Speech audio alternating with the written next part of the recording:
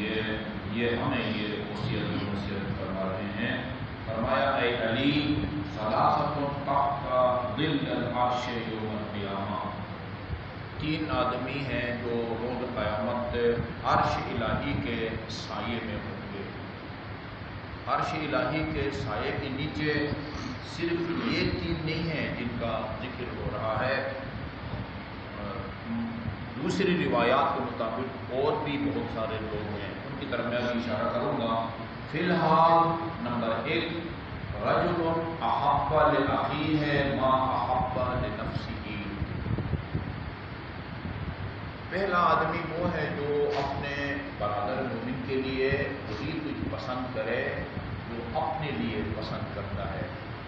امیر المومنین نے اپنے دونوں شہزادوں امام حسن اور امام حسن کو جو طولانی وصیت کی ہے، جس کا ایک جملہ ہے کونا للظالم خصما وللمظلوم اونا، زندگی میں ہمیشہ ظالم کا مخالف اور مظلوم کا حامی اور مددگار بنو.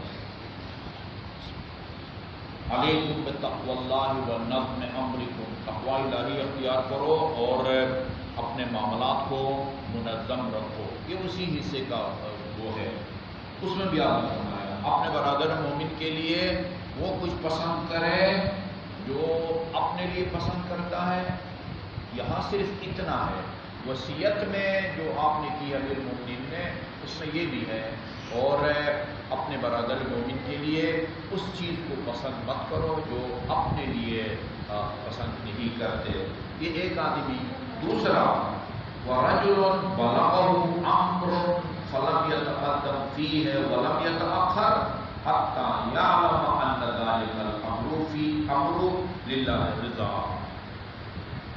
دوسرا بندہ جو روز قیامت عرش الہی کے نیچے رہے گا وہ ہے جس کو کوئی کام پیش آئے، بات کرنے لگے، کوئی کام کرنے لگے، تو وہ آگے بڑھنے اور پیچھے ہٹنے سے پہلے، اس کام کو کرنے اور نہ کرنے سے پہلے یہ معلوم کرے کہ یہ کام کروں گا تو اس میں خدا کی رضا ہے یا اس کو ترک کرنے میں خدا کی رضا ہے.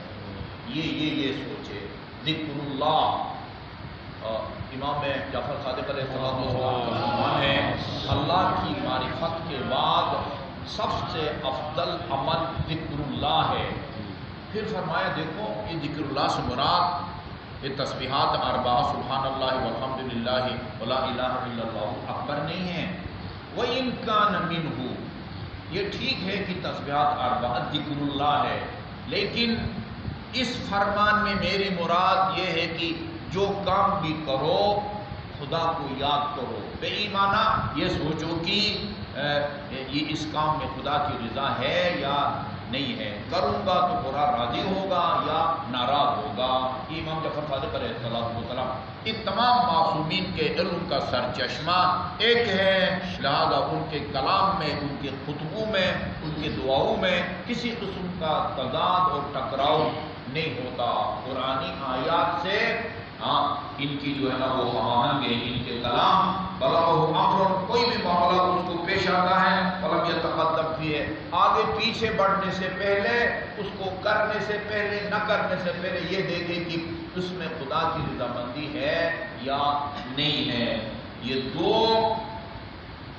تیسرا آدمی ورجل لم يعب اخاه بعیب حتی یصلح ذلك العیب من نفسه. تیسرا بندہ وہ ہے کہ کسی بھی اپنے برادر مومن ساتھ اٹھنے بیٹھنے، نماز میں اٹھتے بیٹھتے ہیں، تنظیموں سے وابستہ ہے کہ اپنے تنظیموں ساتھیوں سے اچھا جن اسٹوڈنٹ ہیں تو اپنے کلاس فیلو میں، سرکاری ملازم ہے تو اپنے کلیگ وغیرہ میں، کہتے ہیں کہ اپنے کسی بھی برادر مومن کی اس وقت تک جوئی نہ کرے، اس میں کمزوریاں نکالنے کی کوشش نہ کرے جب تک اس کمزوری کو اپنے آپ سے دور نہیں کرتا. حق نہیں پہنچتا وہ آدمی ایک کمزوری بندے کے اپنے اندر موجود ہے، اس کو دور کرنے سے پہلے دوسروں پر دشمنی کرے، متچینی کرے. پھر فرماتے ہیں کہ اگر بندہ اپنی ایک کمزوری کو دور کرے گا دوسری کمزوری اس کو خود بخود نظر آئے گی۔ یہ فرمایا رجل لم يعب اخاہ بعیب، اپنے کسی برادر مومن کو کسی عیب کے ساتھ معیوب نہ کرے، یعنی اس کی کسی عیب کو، کمزوری کو اور خامی کو ظاہر نہ کرے، حتی یصلح ذلک العیب من نفسہ، جب تک اس عیب، اس کمزوری یا ایک خود دوسروں کے بارے میں کہے کہ فلاں آدمی غیبت کرتا ہے، بابا خود پہلے غیبت کو ترک کرو، پھر دوسروں پر نکتہ چینی کرو کہ یہ غیبت کرتا ہے، دوسرا نماز نہیں پڑھتا ہے، رشوت دیتا ہے، سود لیتا ہے، نامحرم کو دیکھتا ہے، ہزار گناہان کبیرہ یا صغیرہ کو اس کے بیان کرتا ہے، پہلے اپنی اصلاح کرو، ٹھیک ہے جی، اس کے بعد پھر دوسروں کی اصلاح کے لیے قدم رکھو۔ اس لیے بہت پیارا فرمان ہے رسول خدا صلی اللہ علیہ وسلم کا، کونوا دعاۃ للناس بغیر السنتکم، زبان کھولے بغیر لوگوں کو حق کی دعوت دو۔ کس طرح دعوت دی جاتی ہے؟ عمل کرو، عمل خصوصاً والدین کے لیے، جو باپ یا ماں پابندی سے نماز نہیں پڑھتا وہ یہ توقع نہ رکھے کہ میری اولاد جو ہے نا وہ نماز کی پابند ہوگی یا روزہ کی پابند ہوگی۔ جو ماں پردہ نہیں کرتی وہ اپنی بیٹی سے یہ توقع نہ رکھے کہ یہ پردہ کرے گی۔ جی خود تمہاری عمل زندگی وہ بچوں کو جو ہے نا وہ تربیت کے راستے دکھائے۔ فَإِنَّهُ كُلَّمَا أَصْلَحَ مِن نَفْسِهِ عَيْبًا، مومن جب بھی اپنے کسی عیب کی اصلاح کرے گا، عیب کو دور کرے گا، غلط کام کو، گناہ کو چھوڑے گا، بَدَا مِنْهَا آخر، دوسرا عیب اس کو خود بخود نظر آئے گا، اس کو دور کرے گا، تیسرا یہ باعث بنے گا کہ اپنی کمزوریوں کو دور کرے۔ وَكَفَى بِالْمَرْءِ فِي نَفْسِهِ شُغْلًا، بندے کو مصروف رکھنے کے لیے خود اس کی اپنی کمزوریاں کافی ہیں۔ دوسروں کے لیے نصیحتیں بعد میں کرو، اور جس کام کو چھڑانے کے لیے یا جس کام پر آمادہ کرنے کے لیے دوسروں کے بارے میں باتیں کرتے ہو، پہلے خود اس کام کی پابندی کرو جو دوسروں سے لینا چاہتے ہو، پہلے اس کام کو ترک کرو جو تم دوسروں کو چھڑانا چاہتے ہو۔ اور یہ جو ہے میں نے شروع کی عبارت میں ہے نا، روز قیامت اللہ تعالیٰ کے عرش الہی کے نیچے بیٹھ سکے گا۔ امام موسیٰ کاظم علیہ السلام کا فرمان ہے، ان للہ تحت عرشہ ظلا لا يسكنه الا من اسدى الى اخیہ معروفا او نفس عنه کربتا او ادخل فی قلبہ السرور۔ روز قیامت عرش الہی کے نیچے ایک سایہ ہوگا۔ یہ مکہ جائیں نا، مکہ وہ جو شیوخ آتے ہیں، میدان عرفات میں جو خیمے لگتے ہیں، وہ بعض کے جو ہے نا VIP کے خیمے ہوتے ہیں، اس کے اندر AC ہے، صوفے سیٹ لگے ہوئے ہیں۔ ہم بیچارے پاکستانیوں کو جو ہے نا وہ میرے خیال میں 1 فٹ یا 1.5 فٹ کا جو ہے نا وہ گدیلا دیتے ہیں، اور بغل سے بغل ملا کے ہم سو رہے ہوتے ہیں۔ وہ زیادہ وہ ایک پنکھا ہوتا ہے، ابھی چلو ایک واٹر کولر جو ہے نا وہ لگاتے ہیں۔ یہ روز قیامت جو ہے نا لوگوں کی رہائشیں بھی وہ اس طرح کی ہوگی۔ یہاں سے بھی یہ ابھی پابندی، کورونا کی پابندی سے پہلے ایک بریگیڈیئر آئے تھے میرے پاس، کہا کہ ہم میاں بیوی دونوں جا رہے ہیں، اس سال پرائیویٹ کاروباروں میں اس میں 11 لاکھ، لاہور کے ایک کاروان نے 11,95,000 روپیہ لیا ہے، اور پابندی لگنے سے پہلے، کافی پہلے کی بات، یہ 4-5 سال پہلے کی بات ہے، میاں بیوی دونوں جا رہے ہیں 11 لاکھ دے کے۔ میں نے کہا کیا ملے، کیا دے گا ہوا کاروان والے آپ کو؟ وہ جو گھڑی والا ٹاور ہے نا مکہ کے پاس، اس کے بالکل قریب ادھر وہ اقامت شروع کرے گا، ہم اپنے ہوٹل سے اتر کے نماز میں شامل ہو سکیں گے۔ میں نے کہا تھا کہ اگر آپ دور لینا ہوٹل اور وہاں سے آپ کو چل کے جانا پڑے، فی قدم آپ کے نام اعمال میں نیکیاں لکھی جائیں گی۔ آپ کو اندازہ ہی نہیں کہ آپ کتنی بڑی سعادت اور فضیلت سے محروم ہیں، قریب رہتے ہیں۔ تو یہ وہ جنت میں رہائش کی جگہ بھی اسی حساب سے ہوگی. اس کا مطلب یہ کہ ادھر بھی یعنی سب جگہ سب لوگ دھوپ میں نہیں ہوں گے، یا اگر دھوپ میں بھی ہے تو وہ قدرت کی وہ جو ہے نا وہ کارستانی دھوپ ان کو اذیت نہیں کرے گی. ان للہ تحت عرشہ ظلا. اب وہ سایہ کس قسم کا ہے؟ کوئی چھتری ہے، ان کے اوپر بادل سایہ کرے گا. ہم اس تفصیل میں نہیں جا سکتے. سربستہ طور پر اتنا عرض کروں، روز قیامت اللہ تعالیٰ خاص سہولت دے گا، VVPI والی سہولتیں دے گا 3 آدمیوں کو. نمبر 1 من اسدى الی اخیہ معروفا، اپنے برادر مومن کے ساتھ نیکی کرے. اور نفس عنہ کربۃ، اس سے اس کی کسی مصیبت یا مشکل کو دور کرے. اور ادخل فی قلبہ السرور، یا اس کو خوش کرے ایک جائز کام کے ذریعے.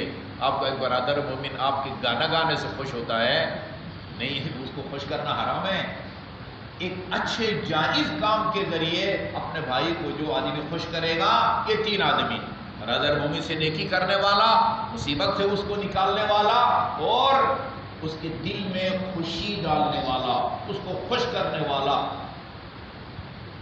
اب یہ امام موسیٰ کاظم نے کب فرمایا؟ میرا خیال میں آپ میں سے کسی کو جانے کی جلدی نہیں ہے، یہ میں آپ کو سنا دیتا ہوں. یہ جو رئی ہے نا، رئی،